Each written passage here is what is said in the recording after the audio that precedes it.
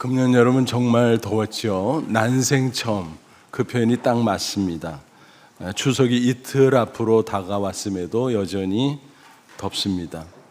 그래서 이번 추석 분위기 나려나 그랬는데 그래도 추석은 추석입니다. 민족의 대이동이 시작이 됐습니다.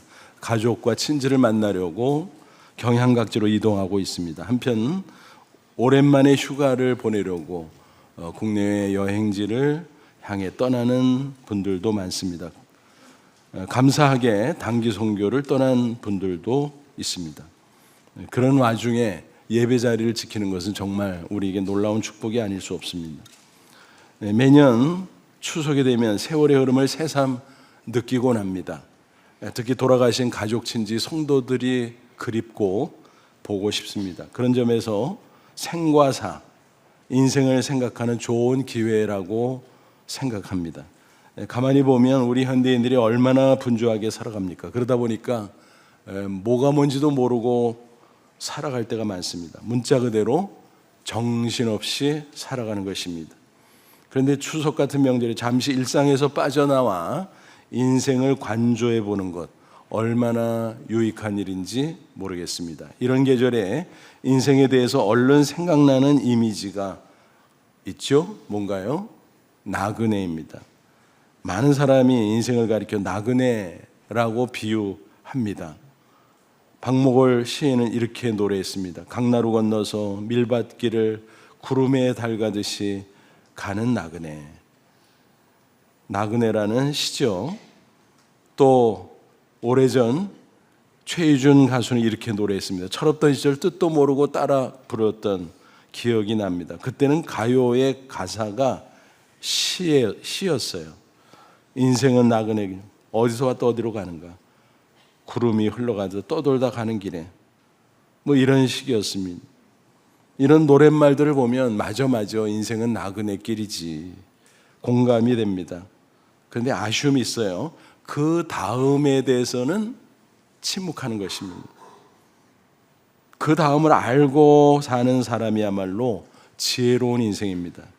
이런 말이 있어요. 인생은 일생이 아니라 이생이다. 한자를 보면 무슨 뜻인지 알겠죠? 이 세상에서 한 번 살고 끝나는 인생이 아니라 이 세상 넘어 다음 세상, 즉 내세에서 또 한 번 살아가는 인생도 있다라는 것입니다. 그렇습니다. 내세가 있습니다. 내세는 천국과 지옥 둘로 나눠집니다. 그런데 내세를 부정하는 사람이 적지 않아요. 죽으면 끝이지. 알지도 못하면서 단정해버립니다. 천만의 말씀입니다. 또 어떤 분은 천국은 인정하지만 지옥은 부정하는 경우도 있어요. 사람들은 흔히 자기가 싫은 것을 부정하는 경향이 있어요. 그런 게 어딨어. 알지도 못하고 확인도 않고 그렇게 말하는 경우가 많다라는 것입니다. 하지만 부정한다고 없어지는 건가요? 아니죠. 예를 들어서 해를 손바닥으로 가리면서 해 없어? 그런다고 없어지나요? 아니죠. 있는 것을 갖고 없다고 주장한들 사라지는 것이 결코 아니다라는 것입니다. 사람들의 반응과 상관없이 있는 것은 그냥 있는 겁니다. 내세는 있습니다. 따라서 정말 지혜로운 인생은 어떤 사람입니까? 나그네 인생임을 알 뿐만 아니라 더 나가서 그 다음을 아는 사람입니다. 그 다음 목적지가 뭐지? 우리 그리스도인은 압니다. 천국이지, 천국. 목적지가 정해진 나그네, 목적지가 천국인 나그네라는 것입니다. 오늘 본문 베드로 전서인데 베드로는 이 편지를 쓰면서 성도들에게 뭐라고 말해요? 1장 1절 보니까 흩어진 나그네, 그렇게 지칭합니다. 그래서 성도들이 여기저기 흩어져 있는데 우리는 흩어져 있다가 다 천국에 가서 모일 거야. 이 세상은 나그네 인생이야 라고 표현했습니다. 이 말씀대로 우리 그리스도인은 정말 세상에서 일시적으로 살다 저 천국에 들어가는 나그네인 것입니다. 목적지를 아는 나그네, 천국을 종착지로 삼은 나그네. 그거 어떻게 알았을까요? 성령으로 거듭났기 때문입니다. 무슨 뜻이죠? 모든 인간은 죄인이고 죄로 말미암아 그 영혼이 죽었습니다. 멀쩡히 육신이 살아있어도 그 영혼은 죽었다. 성경은 말씀합니다. 그런데 성령께서 임하셔서 그 죽은 영혼을 살려주시면 새 생명이죠. 영안이 떠져요. 그래서 하나님을 알게 되고 천국을 알게 되고 영적으로 바라보게 되는 거죠. 그래서 우리는 나그네인데 이런 나그네라고 부를 수 있습니다. 거듭난 나그네. 1장 3절 4절이니까 이렇게 증거합니다. 우리 주 예수 그리스도의 아버지 하나님을 찬송하리로다. 그의 많으신 긍휼대로 예수 그리스도를 죽은 자 가운데 부활하게 하심으로 말미암아 우리를 거듭나게 하사. 뭐예요? 하나님의 아들 예수님이 나 같은 죄인 위에 십자가에 죽었다 부활하심으로 우리가 믿기만 하면 우리 죄를 사하시고 우리의 죽은 영혼을 거듭나게 하신다라는 거예요. 새 생명으로. 그래서 우리에게는 산 소망이 있게 하시며, 죽은 소망은 뭐예요? 나중에 다 어긋나는 거예요. 세상의 소망이 그렇지요. 세상이 영구할 것 같지만 다 사라지잖아요. 그래서 세상에 기대하고 소망하는 것은 사라질 죽은 소망입니다. 그러나 우리의 천국 소망은 영원한 소망, 사라지지 않는 산 소망이라는 것입니다. 그 천국은 썩지 않습니다. 또 더럽지 않고 정결합니다. 또 쇠하지 않고 영원합니다. 그것이 유업이라 그래요. 유업은 뭐지요? 물려주는 상속재산. 그러니까 하나님께서 하나님의 자녀와 백성된 우리에게 천국의 영원한 풍성한 것을 유업으로 주시겠다라는 것입니다. 바로 그 천국을 향해서 우리는 나그네 인생길을 걸어가는 것입니다. 그러므로 목적지를 아는 거로 방황하지 않아요. 불안하지 않아요. 허탄한 삶을 살지도 않습니다.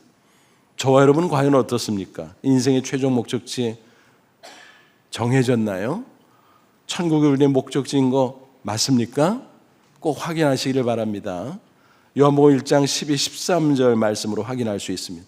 저는 이 말씀을 이런 제목으로 붙여봅니다. 천국 호족초본. 여기 보면 내 이름 대입해보면 내가 구원받고 천국 백성 됐나, 장차 천국에 들어갈까 하는 것을 확인할 수 있어요. 검증할 수 있어요. 영접하는 자고 그 이름을 믿는 자들에게는 하나님의 자녀가 되는 권세를 주셨으니, 예수의 이름, 구원자라는 거죠. 나의 구주로 믿고 예수님을 영접하면 하나님의 자녀의 권세, 신분을 주신다 그랬어요. 근데 13절이 뒤에 나오지만 사실은 앞선 일이에요. 이게 먼저 선행돼야 돼요. 이는 혈통으로나 육정으로나 사람의 뜻으로 나지 아니하고 오직 하나님께로서 난 자들이니라. 뭐예요? 인간의 수단과 방법으로 되는 게 아니라 오직 성령으로 거듭난. 그래서 하나님께로서 난다는 것은 성령으로 죽었던 영혼이 새 생명으로 살아나는 거듭남을 가리켜요. 그래서 거듭나니까 영혼의 눈이 번쩍 떠지고, 그래서 하나님을 알 수 있고, 예수가 하나님의 아들, 나를 위해 십자가에 죽었다 부활하신 나의 구주인 줄로 믿어지고, 그래서 그 믿음으로 하나님 자녀, 천국 백성의 신분을 취득한다라고 하는 것입니다. 그러므로 우리 그리스도인은 천국을 목적지로 삼은 나그네 인생이라는 사실 꼭 확신하시기를 바랍니다. 여러분 확신하십니까? 네, 그렇습니다. 아멘입니다. 오늘 성경 본문은 바로 그런 사람, 거듭난 나그네 인생 어떻게 살아가야 될까? 그 가르침을 주고 있습니다. 아무쪼록 오늘 말씀을 잘 들으시고 성공적인 나그네 인생을 살아가는 저와 여러분 다 되시기를 주님의 이름으로 축원합니다. 그럼 이제 구체적으로 어떻게 살아가야 될까요? 나그네 인생길 세 가지로 정리해보면, 첫째는 천국의 소망을 품고 살아야 돼요. 둘째는 뭐죠? 거룩한 모습으로 살아야 되고, 셋째는 사명에 충성하면서 살아야 마땅합니다. 첫째, 천국의 소망을 품고 살아가야 합니다. 본문 13절을 보세요. 그러므로 너희 마음의 허리띠를 동이고 근신하여. 뭐예요? 그 당시 시대적 배경을 알아야 무슨 말인지 알겠죠? 그 당시 사람들은 긴 옷을 입었어요. 그러니까 활동할 수가 없어요. 그래서 허리띠를 단단히 매야 돼요. 바로 그겁니다. 그래서 마음의 허리띠를 매라. 몸을 그렇게 단단히 매는 것처럼 마음을 단단히 매는 거, 그게 근신하는 거죠. 깨어있는 거죠. 긴장감, 건강한 긴장감을 가지고 살라라는 것입니다. 그래서 예수 그리스도께서 나타내실 때, 재림하실 때, 또 개인적으로는 예수님 재림 이전에 주님이 나를 부르실 때예요. 너에게 가져다 주실 은혜, 뭐예요? 천국의 풍성한 은혜를 온전히 바랄지어다 그랬습니다. 장차 우리에게 주실 천국의 영생복락, 그리고 천국의 상급, 그것을 온전히 바랄지어다. 그 소망을 품고 살라라는 것입니다. 그러기 위해서 우선 세상의 집착을 버려야 됩니다. 나그네는 한 곳에 영원히 사는 존재가 아니죠. 그래서 안주하지 않습니다. 세상에 집착하고 여기서 천년만년 살지, 착각입니다. 그것은 나그네 모습이 아닙니다. 우리 그리스도인은 거듭난 나그네로 영안을 크게 뜨고 천국을 바라보며 살아가야 합니다. 그럴 때 역설적으로 이 세상에서의 삶도 충실할 수 있는 것입니다. 그리고 예수 재림의 날, 혹은 개인적으로 주님의 부르심을 받는 내 마지막 날, 그날을 대비하며 살아야 하는 것입니다. 이게 참 그리스도인의 모습입니다.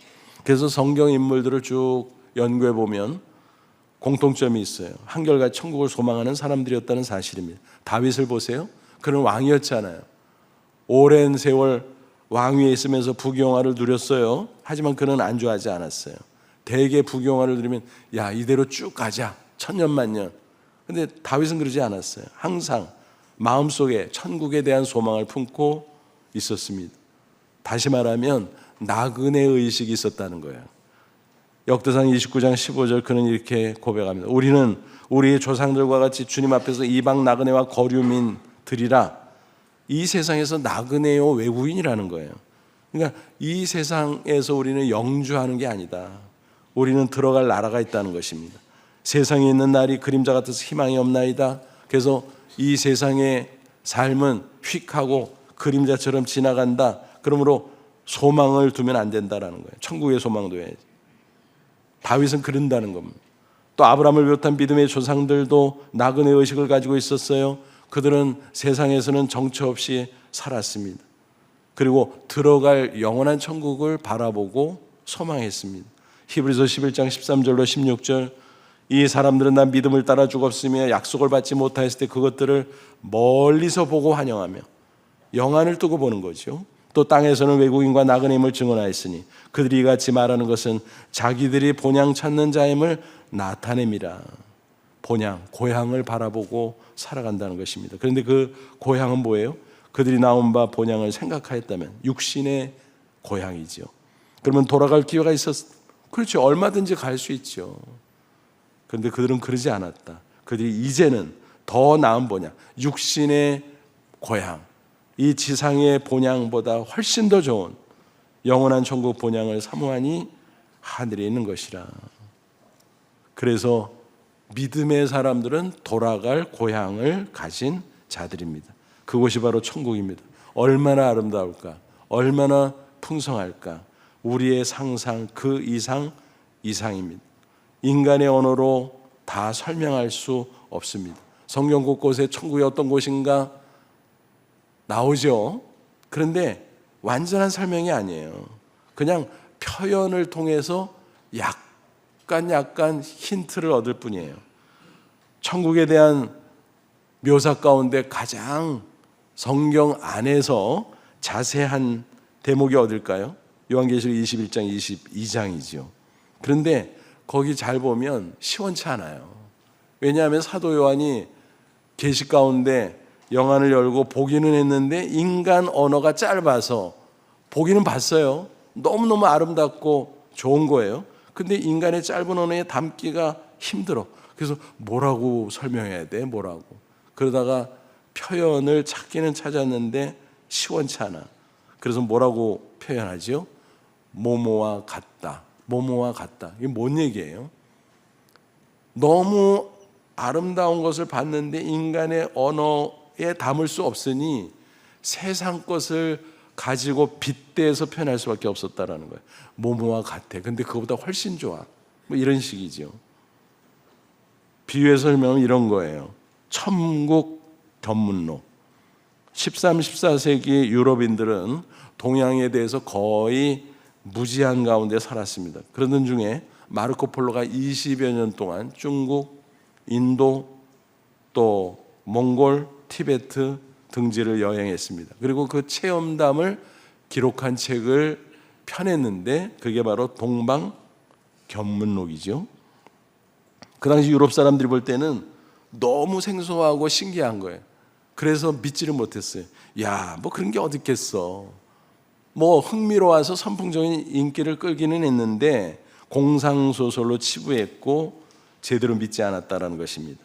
세월이 흘러서 마르코 폴로가 임종이 가까웠어요. 그때 어떤 사람이 너무 궁금해서 일부러 찾아갔어요. 사람이 죽을 때는 사실을, 진실을 얘기한다 그랬으니까 가서 한번 확인해 보자. 진짠가. 그래서 물었어요. 찾아가서. 당신이 기록한 게 진짜 맞소? 그러니까 마르코 폴로가 이렇게 대답을 했다고 합니다. 어이가 없었겠죠, 자기로서는. 진짜지. 실제는 그보다 훨씬 더 신기하고 놀랍소. 표현할 수 없었다는 거예요. 다 설명할 수 없었다는 거예요. 언어가 짧아서. 자기는 봤는데 보지 못한 사람들이 설명해 주려니까 이건 뭐라고 해야 돼? 그래서 표현이 짧아서 제대로 설명 못했다. 실제는 그보다 훨씬 더 신기하고 놀랍다는 것입니다. 세월이 흘러서 유럽 사람들이 여행을 하게 됐어요. 가서 보니까 야, 진짜네. 근데 더 신기하네, 더 놀랍네, 확인하게 되었습니다. 천국 견문록도 마찬가지예요. 성경에 나온 거, 그걸 통해서 우리가 천국을 엿보기는 하지만 조금 엿볼 뿐이에요. 실제는 그 이상이라는 것입니다. 그러니까 천국은 아무리 강조해도 지나침이 없는 정말 좋은 곳이라고 하는 사실입니다. 우리가 천국에 당도하면 아마 깜짝 놀라서 입을 다물 수가 없을 겁니다.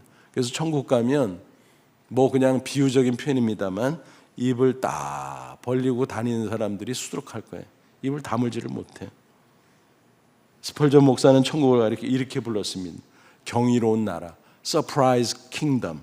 그래서 그 나라에서는 날마다 깜짝 파티가 벌어진다. 서프라이즈 파티가. 어떤 사람은 성경을 읽고 아이고 뭐 별거 아니네. 천국 가면 따분한 거 아니야. 뭐 찬송만 부른다며. 여러분, 표현이 짧다니까요. 제대로 설명 못했다니까요. 그걸 감안하고 생각해야지요. 전혀 그렇지 않아요. 지루할 틈이 없어요. 매일 서프라이즈 파티가 벌어지는데 뭘 지루해요. 흥미진진하지. 야, 그 다음엔 뭘까? 연속입니다. 연속. 날마다 놀라움, 기쁨으로 가득하다라는 것입니다. 우리 성도들 가운데 임종시에 천국을 증거하면서 떠나는 분들이 있어요. 야, 저분 보니까 진짜 천국이 있구나. 저분은 천국 갔구나. 확신시켜주는 분들이 있어요. 신앙생활 잘하고 신실한 모습으로 살다가 떠나는 분들 가운데 그런 분들이 있어요. 오래전 간암으로 투병하던 여집사님이 생각이 납니다. 병세가 악화하면서 얼굴이 시커매지고 온몸이 황달로 노래지고 또 복수가 차고 몸이 변형되고 그 모습을 뭐 예배드리러 가서 볼 수밖에 없었잖아요. 너무 민망한 거예요. 그렇다고 외면할 수는 없잖아요. 보는데 민망해요. 너무 민망해요. 그래서 안타까움 가운데 예배를 드리는데 예배를 마치면서 신기하게 거의 동시적으로 그 영혼이 떠나가셨습니다. 그런데 그 순간 너무 신기한 광경이 제 눈앞에 펼쳐졌습니다. 목사의 특권 중에 하나가 그거예요. 임종하는 성도의 모습을 더러더러 볼 수 있다는 것입니다. 인생 공부가 돼요. 신앙 공부가 돼요. 몸이 편안해졌습니다. 생리적으로, 의학적으로 어떻게 그게 연결될지 잘 모르겠습니다. 어쨌든 제 눈에 펼쳐진 대로 설명을 해드리는 겁니다. 몸이 편안해지더니 몸이 쭉쭉 펴지는 거예요. 복수도 가라앉는 거예요. 야, 신기하다. 얼굴이 백옥같이 희게 변했습니다. 환하게 웃는 모습이었습니다. 잠을 자는 듯 평안한 모습이었습니다. 그 모습을 지켜보면서 야, 우리 집사님 천국 가셨네. 천국 가셨네. 확신했습니다. 유족들도요, 일찍 가셔서 너무너무 슬픈데 이상하게 위로가 되니까 슬픔이 물러났습니다.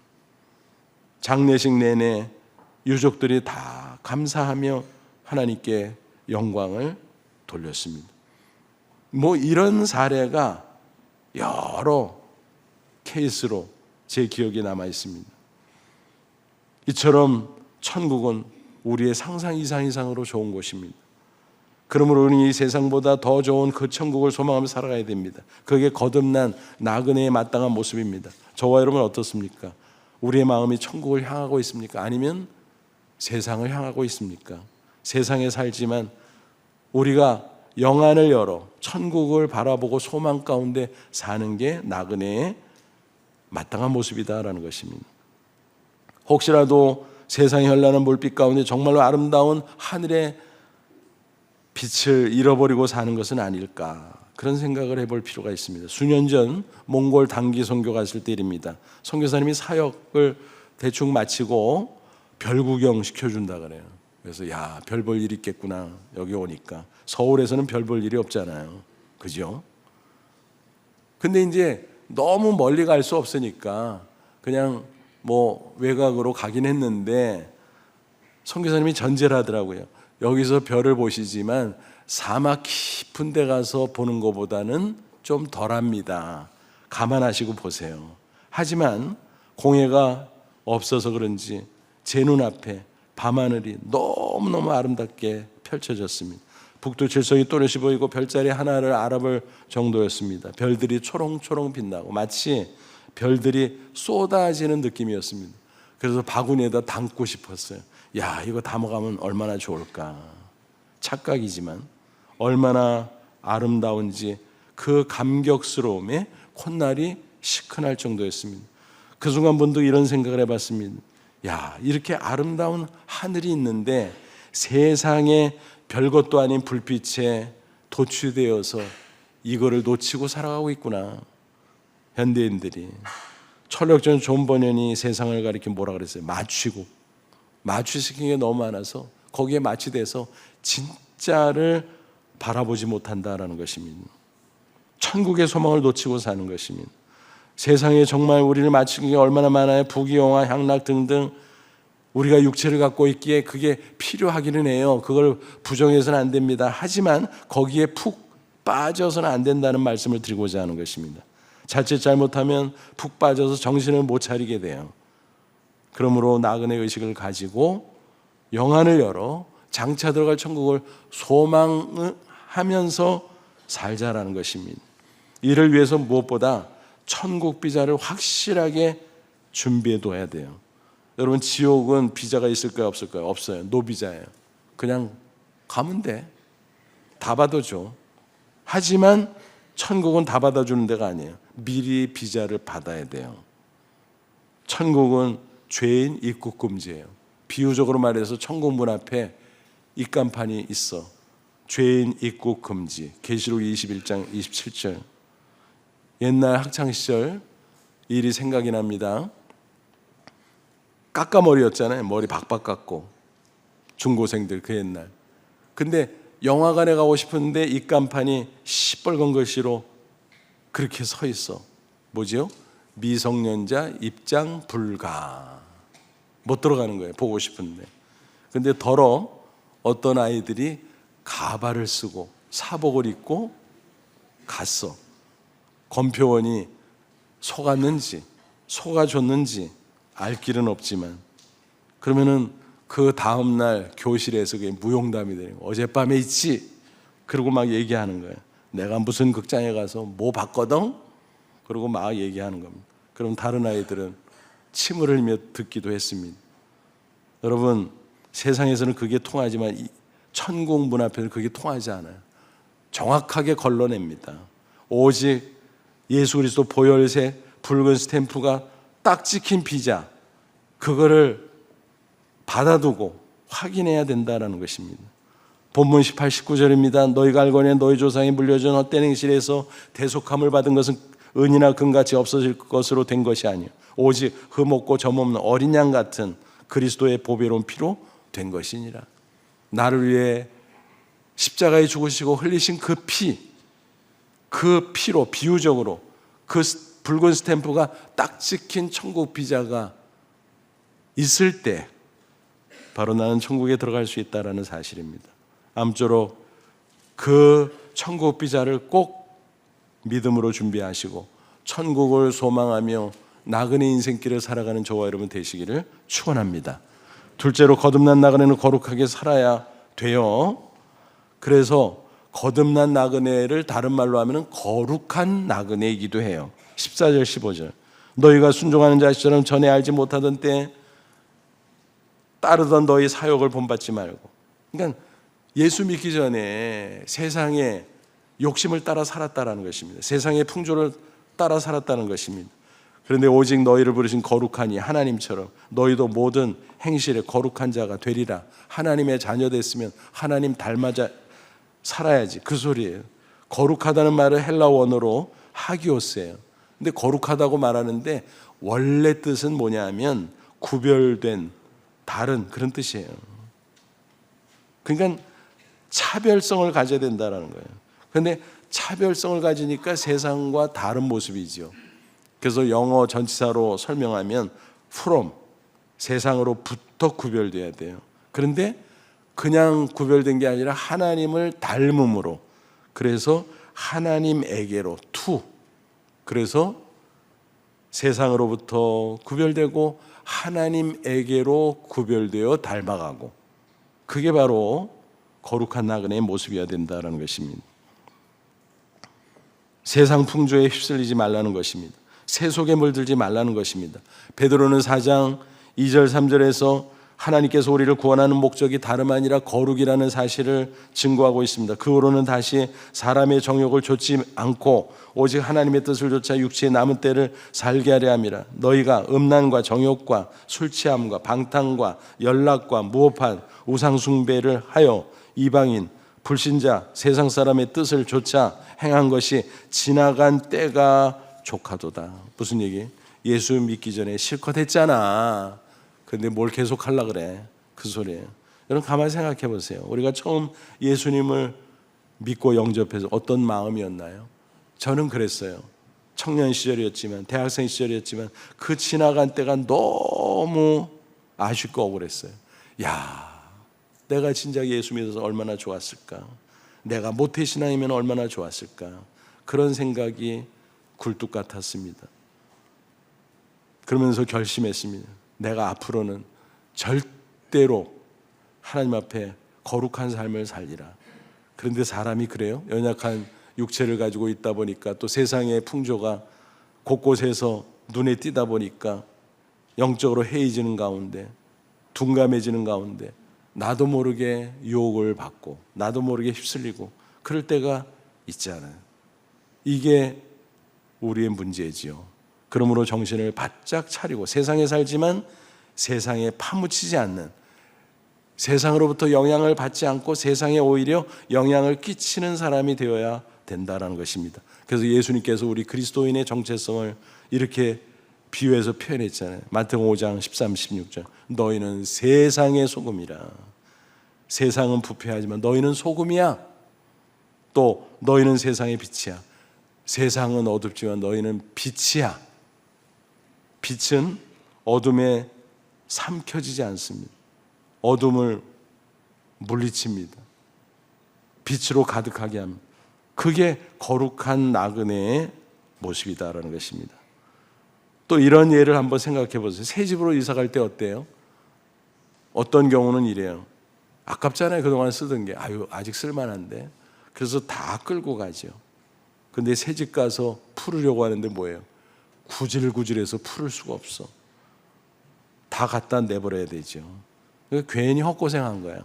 여러분 우리가 신앙생활도 그렇게 할 수 있어요. 여러분 구질구질한 거에 다 여기서 처리하고 가야 돼요.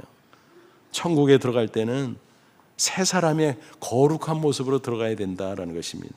또 이런 걸 생각해 보세요. 결혼 날짜를 잡은 신부는 어때요?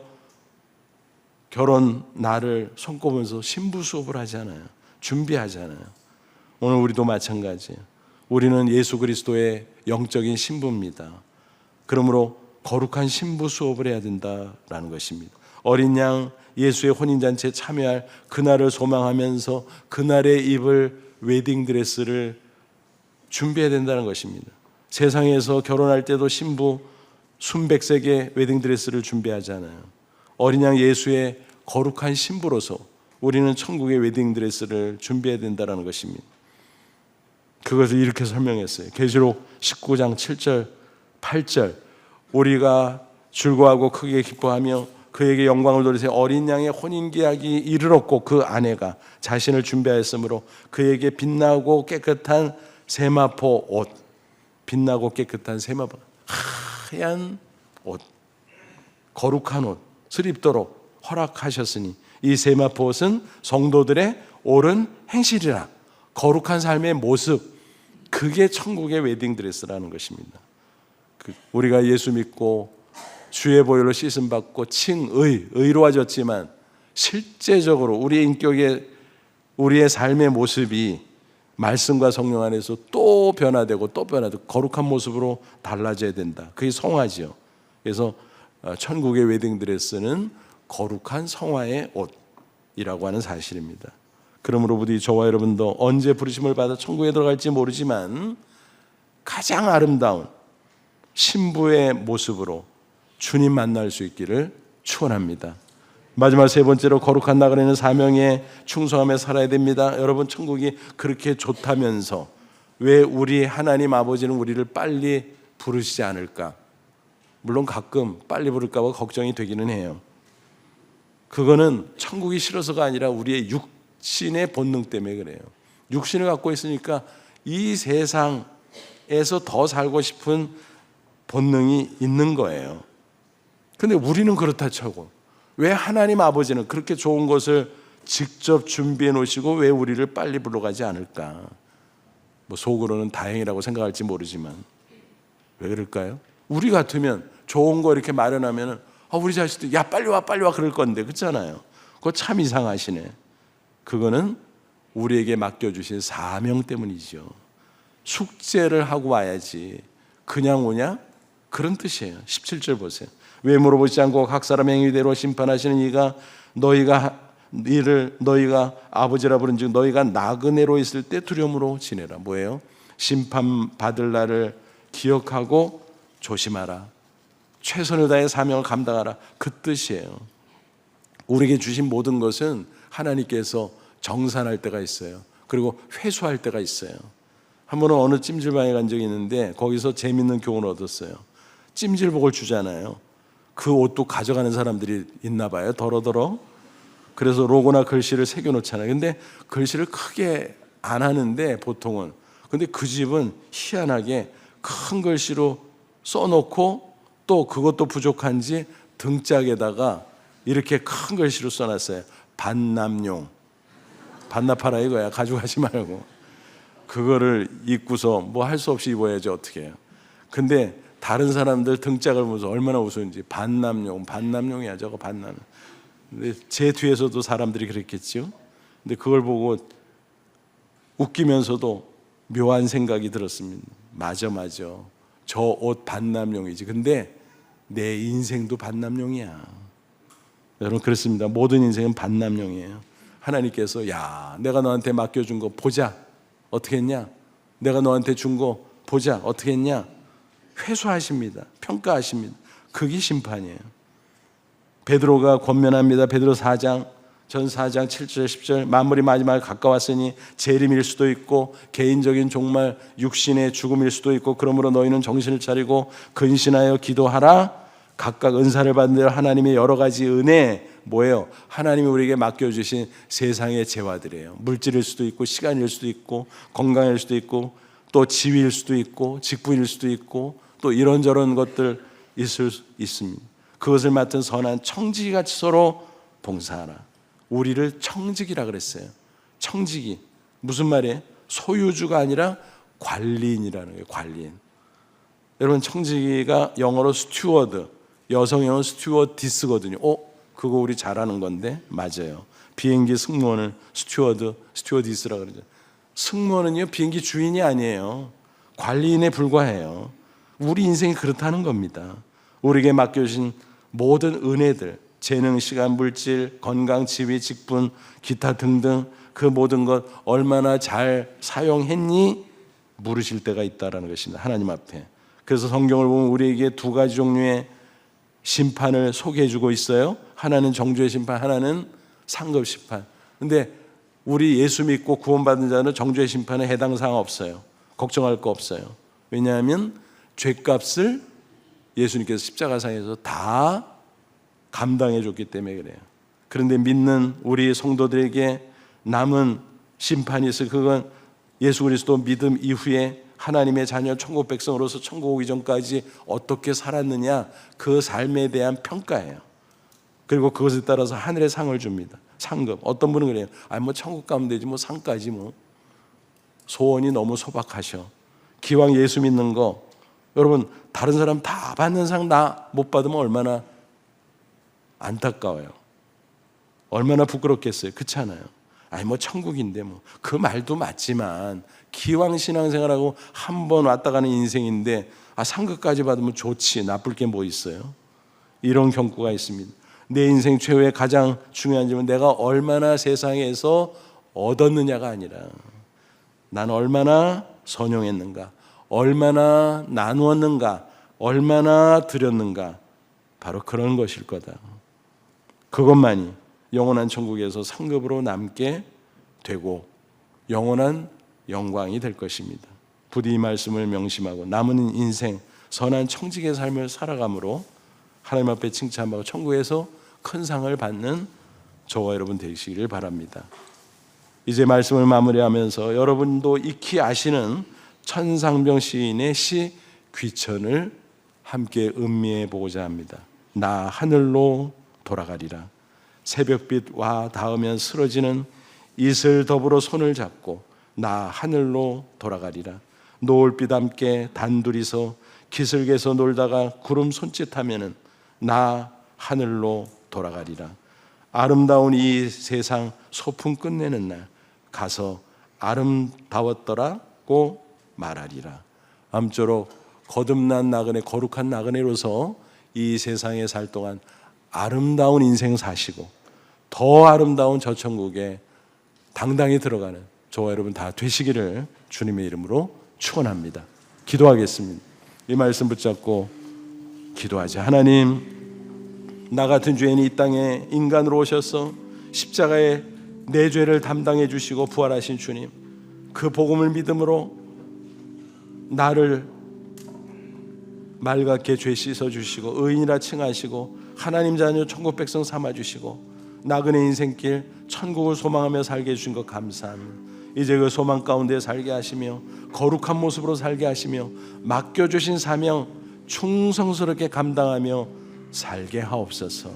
그래서 우리의 인생이 아름답게 하시며 더 아름다운 저 천국에 기쁨으로 들어가게 하옵소서. 우리 다 같이 간절한 마음으로 기도합니다. 하나님 아버지 은혜와 사랑을 진심으로 감사합니다. 이 시간 주의 말씀으로 우리를 다시 한번 깨우쳐 주니 감사합니다. 세상에 휩쓸려 살다 보니 우리의 영혼이 둔해질까 두렵습니다. 하나님, 거룩한 나그네 인생길 성실하게 잘 살아가게 하옵소서. 소망을 품고 살게 하옵소서. 거룩한 모습으로 살게 하옵소서. 주신 사명 최선을 다해 충성스럽게 감당하며 살게 하옵소서.